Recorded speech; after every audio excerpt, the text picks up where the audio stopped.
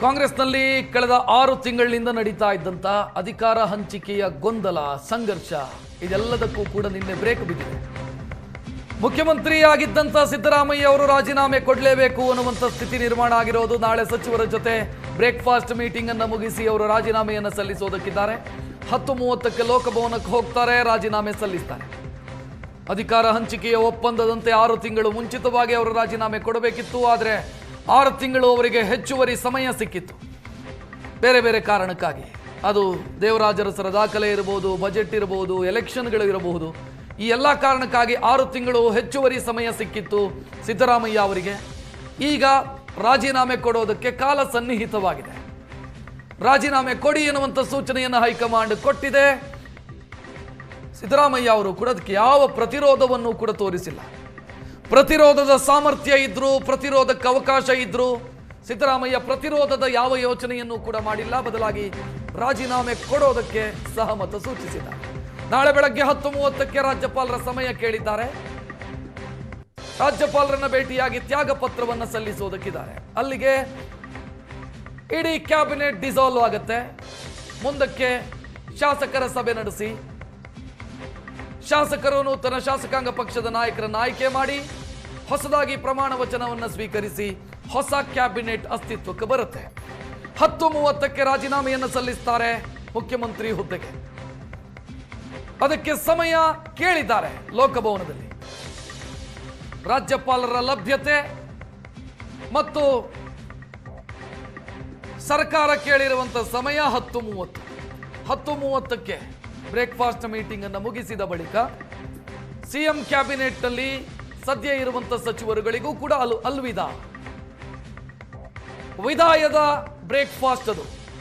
ಮುಖ್ಯಮಂತ್ರಿಗಳು ಕೂಡ ಮುಖ್ಯಮಂತ್ರಿಯಾಗಿ ವಿದಾಯ, ಅಲ್ಲಿ ಇರುವಂತ ಸಚಿವರುಗಳು ಕೂಡ ಅದರಲ್ಲಿ ಬಹುತೇಕ ಜನ ಸಚಿವ ಸ್ಥಾನವನ್ನು ಕಳ್ಕೊಳ್ಳುವಂತ ಸಾಧ್ಯತೆ ಇದೆ. ನೆಕ್ಸ್ಟ್ ಕ್ಯಾಬಿನೆಟ್ ನಲ್ಲಿ ಯಾರು ಇರ್ತಾರೆ ಅನ್ನೋದು ಗೊತ್ತಿಲ್ಲ. ಸೊ ಇಡೀ ಕ್ಯಾಬಿನೆಟ್ ಇದರ ಮಧ್ಯೆ ರಾಜ್ಯಸಭೆಯ ಆಫರ್ ಅನ್ನು ಅವರು ಯಾವ ರೀತಿ ಸ್ವೀಕರಿಸ್ತಾರೆ.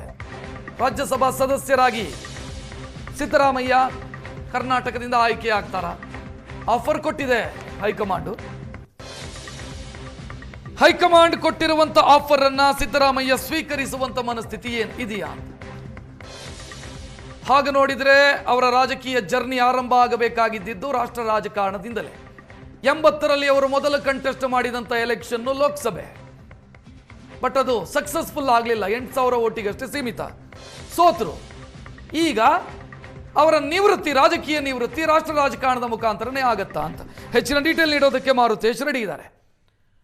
ಮಾರುತೇಶ್, ಈಗ ರಾಜ್ಯಸಭೆಯ ಸದಸ್ಯ ಸ್ಥಾನವನ್ನು ಒಪ್ಪಿಕೊಳ್ಳೋದ್ರಲ್ಲಿ ಆಯ್ಕೆ ಇದೆ ಸಿದ್ದರಾಮಯ್ಯ ಅವರಿಗೆ, ರಾಜೀನಾಮೆಯಲ್ಲಿ ಆಯ್ಕೆ ಇಲ್ಲ. ಈ ಆಯ್ಕೆಯ ಪೈಕಿ ಒಪ್ಪಿಕೊಳ್ತಾರಾ ಬಿಡ್ತಾರಾ ಅಂತ ಏನು ಮನಸ್ಥಿತಿ ಇದೆ? ಅವರ ಬೆಂಬಲಿಗರು ಏನು ಹೇಳ್ತಾರೆ? ಎಂಥ ಸಾಧ್ಯತೆ ಇದೆ ಇದರಲ್ಲಿ? ರಕ್ಷತ್, ಈಗ ಮುಖ್ಯಮಂತ್ರಿ ಸಿದ್ದರಾಮಯ್ಯನವರಿಗೆ ಯಾವುದೇ ಕಾರಣಕ್ಕೂ ನೀವು ರಾಜೀನಾಮೆ ಕೊಡಬೇಡಿ ಎನ್ನುವಂಥ ಒತ್ತಡವನ್ನು ಆಪ್ತ ಶಾಸಕರು ಸಚಿವರು ಸಿಎಂ ಮೇಲೆ ಹಾಕಿದ್ದಾರೆ. ಆದರೆ ನಾನು ನಿರ್ಧಾರ ಮಾಡಿ ಆಗಿದೆ, ರಾಹುಲ್ ಗಾಂಧಿ ಅವರು ಏನು ಹೇಳ್ತಾರೆ ಅದ್ರ ಪ್ರಕಾರ ನಡೆದುಕೊಳ್ತೀನಿ ಅಂತೇಳಿ ಹೇಳಿ ಆಗಿದೆ, ನನ್ನ ನಿರ್ಧಾರ ಅಚಲ ಅನ್ನುವ ರೀತಿಯಲ್ಲಿ ಸಿದ್ದರಾಮಯ್ಯನವರ ಮನಸ್ಥಿತಿಯೂ ಕೂಡ ಕಾಣಿಸ್ತಾ ಇದೆ. ಆ ಕಾರಣಕ್ಕಾಗಿಯೇ ನಾಳೆ ಬೆಳಗ್ಗೆ ಸಚಿವರನ್ನ ಬ್ರೇಕ್ಫಾಸ್ಟ್ಗೆ ಕರೆದಿರುವಂಥದ್ದು. ಇಷ್ಟು ದಿನಗಳ ಕಾಲ ಅಂದರೆ 3 ವರ್ಷಗಳ ಕಾಲ ಸಚಿವ ಸಂಪುಟದ ಸಹೋದ್ಯೋಗಿಗಳಾಗಿ ನನ್ನ ಬೆಂಬಲಕ್ಕೆ ನಿಂತಿರುವಂಥವ್ರಿಗೆ ಒಂದು ಧನ್ಯವಾದ ಕೃತಜ್ಞತೆಯನ್ನು ಸಲ್ಲಿಸುವಂಥ ಉಪಹಾರ ಕೂಟವೂ ಹೌದು. ಜೊತೆಗೆ ಅಧಿಕೃತವಾಗಿ ಸಿಎಂ ಸ್ಥಾನಕ್ಕೆ ನಾನು ರಾಜೀನಾಮೆ ಕೊಡ್ತಿದ್ದೀನಿ ಅನ್ನುವಂಥದ್ದನ್ನು ಸಚಿವ ಸಂಪುಟದ ಮುಂದೆ ಹೇಳಿ ಆನಂತರ ಲೋಕಭವನಕ್ಕೆ ತೆರಳಿ ಮುಖ್ಯಮಂತ್ರಿಗಳು ರಾಜೀನಾಮೆಯನ್ನು ಕೊಡೋದು ಈಗ ಇರುವಂಥ ಆಸ್ ಪರ್ ಪ್ಲಾನ್ ಪ್ರಕಾರ ನಡೀತಾ ಇರುವಂತಹ ಬೆಳವಣಿಗೆಗಳು.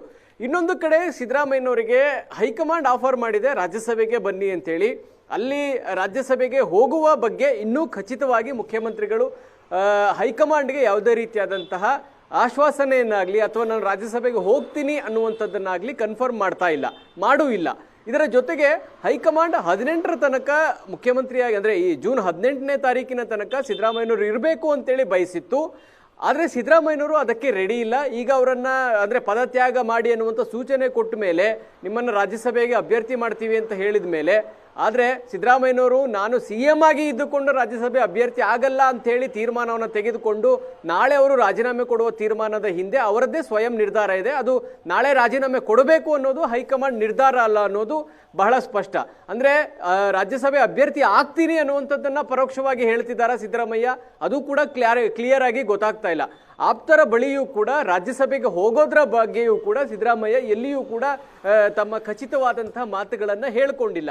ಆದರೆ ರಾಜೀನಾಮೆಯ ನಿರ್ಧಾರವನ್ನು ಮಾತ್ರ ತಮ್ಮ ಆಪ್ತರ ಬಳಿ ಬಹಳ ಸ್ಪಷ್ಟವಾಗಿ ಹೇಳಿಯಾಗಿದೆ. ಹೀಗಾಗಿ ಮುಂದೆ ಸಿದ್ದರಾಮಯ್ಯನವರ ಮುಂದೆ ಆಯ್ಕೆ ಇರುವಂಥದ್ದು ರಾಜ್ಯಸಭೆಗೆ ಹೋಗಿ ಪವರ್ ಪಾಲಿಟಿಕ್ಸ್ನಲ್ಲಿ ಉಳಿದು ಹೈಕಮಾಂಡ್ನ ಜೊತೆಗೆ ರಾಜ್ಯಸಭೆಗೆ ಹೋದರೆ ಏನು ಲಾಭ? ರಾಹುಲ್ ಗಾಂಧಿಯ ಜೊತೆಗೆ 1-to-1 ಮಾತುಕತೆ ಇರುತ್ತೆ. ಯಾವುದೇ ರಾಜ್ಯದ ನಿರ್ಧಾರಗಳ ಬಗ್ಗೆ ಸಿದ್ದರಾಮಯ್ಯನವರ ಇನ್ಫ್ಲೂಯೆನ್ಸ್ ಇರುತ್ತೆ. ಅವರ ಅಭಿಪ್ರಾಯವನ್ನು ಮುಕ್ತವಾಗಿ ಹೇಳೋದಕ್ಕೆ ಅವಕಾಶ ಇರುತ್ತೆ. CM ಸ್ಥಾನ ತ್ಯಜಿಸೋದ್ರಿಂದ ಸಿದ್ದರಾಮಯ್ಯನವರ ಮಾತು ಹೈಕಮಾಂಡ್ ಹಂತದಲ್ಲೂ ಕೂಡ ನಡೆಯುತ್ತೆ. ಈ ಪವರ್ ಪಾಲಿಟಿಕ್ಸ್ನಲ್ಲಿ ಸಿದ್ದರಾಮಯ್ಯ ಉಳಿಯೋದಕ್ಕೆ ಬಯಸಿದಾರಾ ಇಲ್ವಾ ಗೊತ್ತಿಲ್ಲ. ಒಂದು ವೇಳೆ ಅವರು ನಾನು ಬರೀ ರಾಜೀನಾಮೆ ಕೊಟ್ಟು ಸುಮ್ಮನೆ ಇರ್ತೀನಿ ಅಂತ ಹೇಳಿದ್ರೆ ಕಾಂಗ್ರೆಸ್ನ ಪಾಲಿಗೆ ಅದು ದೊಡ್ಡ ಒಂದು ಹೊಡೆತ ಬೀಳೋದಂತೂ ನಿಶ್ಚಿತ. ಸಿದ್ದರಾಮಯ್ಯನವ್ರನ್ನ ಆಕ್ಟಿವ್ ಪಾಲಿಟಿಕ್ಸ್ನಲ್ಲಿ ಇಡುವಂಥದ್ದು AICCಯ ಪ್ಲಾನ್ ಆಗಿದೆ. ಅದನ್ನು ಸಿದ್ದರಾಮಯ್ಯ ಒಪ್ಕೊಳ್ತಾರೋ ಇಲ್ಲವೋ ಗೊತ್ತಿಲ್ಲ. DK ಶಿವಕುಮಾರ್ ಅವ್ರನ್ನ ಮುಖ್ಯಮಂತ್ರಿ ಮಾಡ್ತೀವಿ ಅಂತ ಹೈಕಮಾಂಡ್ ಅವ್ರಿಗೆ ಏನಾದರೂ ಕನ್ವೆ ಮಾಡಿದ್ರೆ ಅಥವಾ ಅದನ್ನು ಸ್ಪಷ್ಟವಾಗಿ ಸಿದ್ದರಾಮಯ್ಯನವರಿಗೆ ಹೇಳಿದ್ರೆ ಆ ನಂತರದ ತೀರ್ಮಾನಗಳು ಗೊತ್ತಿಲ್ಲ. ಆದರೆ ನೀವು ಯಾರನ್ನ ಮುಖ್ಯಮಂತ್ರಿ ಮಾಡ್ತೀರಾ ಅಂತ ನಿನ್ನೆ ಕೇಳಿದಂಥ ಸಂದರ್ಭದಲ್ಲಿ ಅದನ್ನು ಹೈಕಮಾಂಡ್ ತೀರ್ಮಾನ ಮಾಡುತ್ತೆ. ತಮ್ಮ ಕನ್ಸೆಂಟ್ನಿಂದಲೇ ನಾವು ನಿರ್ಧಾರವನ್ನು ಮಾಡ್ತೀವಿ ಅಂತೇಳಿ ಹೇಳಿದ್ದಾರೆ. ಹೀಗಾಗಿ ಸಿದ್ದರಾಮಯ್ಯನವರಿಗೆ ಇನ್ನೂ ಕ್ಲಾರಿಟಿ ಸಿಗ್ತಾ ಇಲ್ಲ. ರಾಜ್ಯಸಭೆಗೆ ಹೋಗಬೇಕಾ ಬೇಡವಾ ಈ ಗೊಂದಲದಲ್ಲಿ ಸಿಗಾಕೊಂಡಿದ್ದಾರೆ. ಇದನ್ನು ಸ್ಪಷ್ಟವಾಗಿ ಹೈಕಮಾಂಡ್ನ ಮುಂದೆಯೂ ಕೂಡ ಇನ್ನೂ ಪುನರುಚ್ಚಾರ ಮಾಡಿಲ್ಲ ಅಥವಾ ಖಚಿತಪಡಿಸಿಲ್ಲ. ಅವ್ರು ಖಚಿತಪಡಿಸಿದ ಮೇಲೆ ಅಭ್ಯರ್ಥಿಗಳ ಘೋಷಣೆಯನ್ನು ಹೈಕಮಾಂಡ್ ಮಾಡೋದು ಬಾಕಿ ಉಳಿದಿದೆ. ಸಿದ್ದರಾಮಯ್ಯ ರಾಜೀನಾಮೆಯ ನಿರ್ಧಾರದಲ್ಲಿ ಅಚಲವಾಗಿದ್ದಾರೆ. ರಾಜ್ಯಸಭೆಗೆ ಹೋಗುವಂತ ನಿರ್ಧಾರದಲ್ಲಿ ಇನ್ನೂ ಕೂಡ ಗೊಂದಲದಲ್ಲಿದ್ದಾರೆ. ಕ್ಲಾರಿಟಿ ಅಂತೂ ಸಿಕ್ದಂಗೆ ಕಾಣಿಸ್ತಾ ಇಲ್ಲ. ರಕ್ಷತ್, ಧನ್ಯವಾದ ಮಾರುತೇಶ್ ಮಾಹಿತಿಗೆ.